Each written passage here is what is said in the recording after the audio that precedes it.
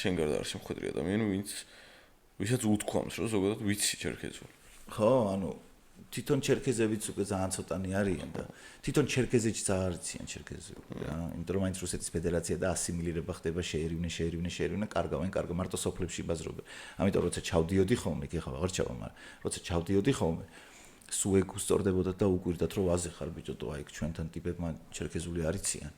და ანუ ამან საიდან იცის, მაგრამ ნუ იმიტომ რომ დედაჩემთან ბაზრობდი ხოლმე და პირველად დავიწყე ლაპარაკობს ჩერქეზულად მე რა და მაგანაც განაპირობა. ამიტომ მე ენებთან მიმართებაში აი აქცენტის გარეშე მალე ვითვისებ.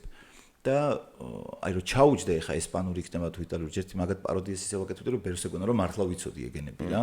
მაგრამ მაგ მუღამს სულ ვიჭ იმდანად რთული ასოები არის ჩერქეზულში, აი და რაღაცეები და რომ ბაზრობ ძალიან ისე გესმის რა. ანუ მე შენ მიყვარხარ, იცი როგორ არის? სა ვეშ უსელხო. და ხა მაგას რო იტყვი, მაგის მერე რა არ უნდა თქვა. მაგის მერე იმას ვერ იტყვი, რომ პარტიდო la siempre te lo digo contigo. აი ზესუნს ის არის რა, სემიჩი. არ მე ბავშვობაში რა უყურებდი რა, მეგონა რომ იცოდი. არა ხო. ესეც აშარჟებდი რა.